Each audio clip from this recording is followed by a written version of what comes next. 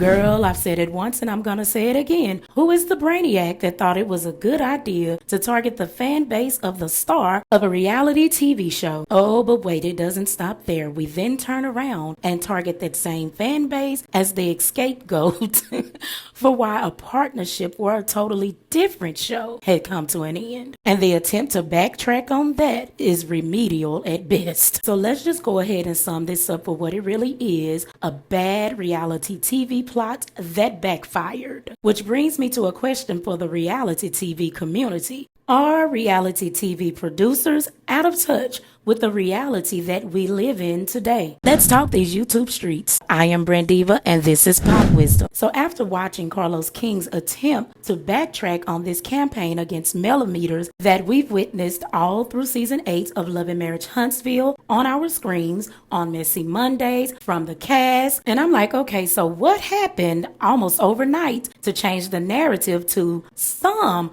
of the Love and Marriage Huntsville fans, whereas all of this time it has been the millimeters, Melody's fans? Even down to last week with Funky Dineva acting as if he had some exclusive tea, saying that Dr. Heavenly quit Messy Monday because all of Melody's fans were calling her office. And then a few days passed by and now it's some of the Love and Marriage Huntsville fans. And none of my cast members are responsible for calling off fans. Why even put the narrative out there for an entire season? And I mean go so heavy on this narrative about the millimeters, Melody's fans, just to turn around a few days later and backtrack on it. I mean, because if this narrative really were true, and if you really can prove that it is indeed the millimeters, Melody's fans, that have done all of these deplorable things that you all have talked about on the show, that you all have talked about on Messy Mondays, that your friend Funky Dineva talked about last week, then why change the narrative now? Because the narrative is giving a curated lie for ratings and drama behind the show. And guess what? It backfired in a major way. This show has lost at least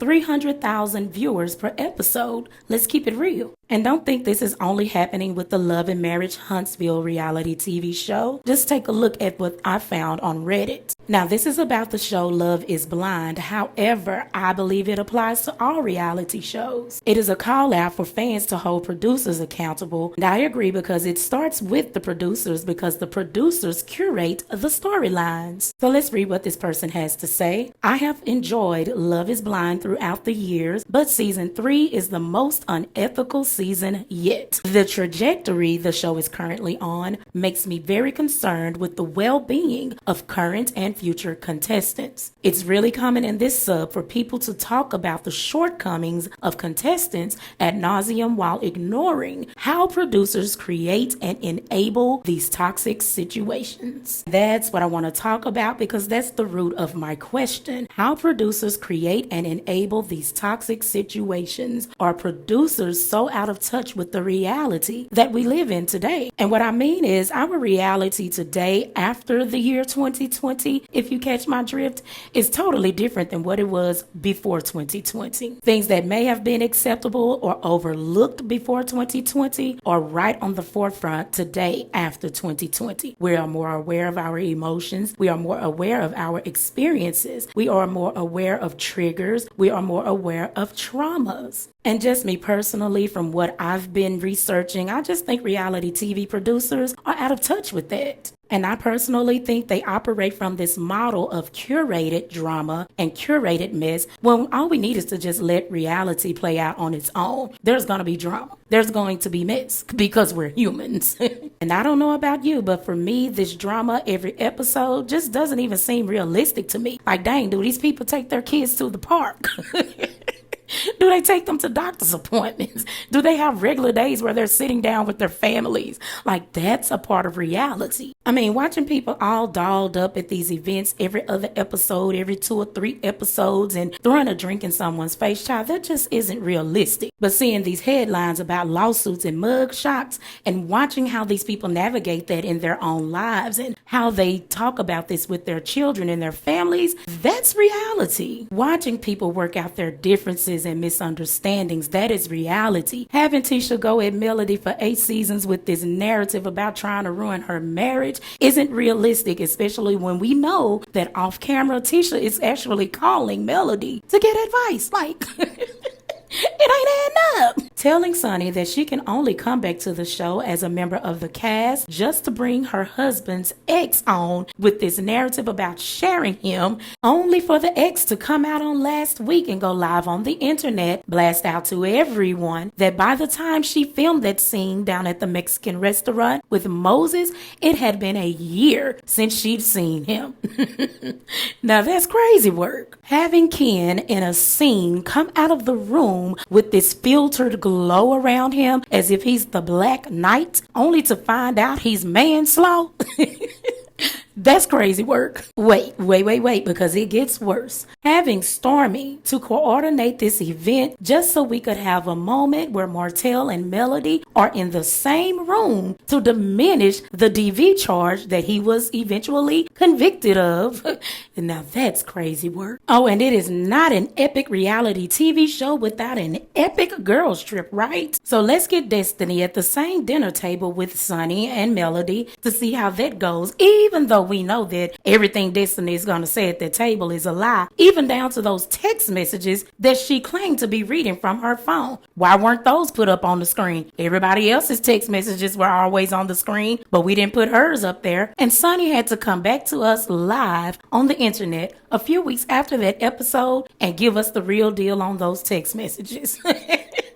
And yes, this is called reality TV, but we all know that the producers curate the storylines. They put together what they're going to put out to the viewers. And Dr. Heavenly even revealed on Messy Monday that producers do put out bad edits. And I bring that up to say, let's be real. That's the real reason Messy Mondays ended. We watched it on the show. Dr. Heavenly told Marquez that he got a bad edit, and Carlos King went up for his production, as he has the right to do so. And we also have the right to call out the truth of what we see and what we hear coming from their mouths on the Messy Monday and on the Love and Marriage Huntsville reality TV show. And we have the right to call out the truth of what we hear in social media. For instance, Dr. Heavenly's Instagram Live 2 days after the Messy Monday, where she said Marquez got a bad edit. Dr. Heavenly said that she was going to rebrand. She needed to rebrand because she didn't want people thinking that she was in the business of ruining marriages. Like, let's keep it a whole 100. Accountability isn't hard to do, but I know why these producers fail to take accountability for what they're putting out to the viewers. It is because if we take accountability, what comes with accountability is admittance of wrong and guilt.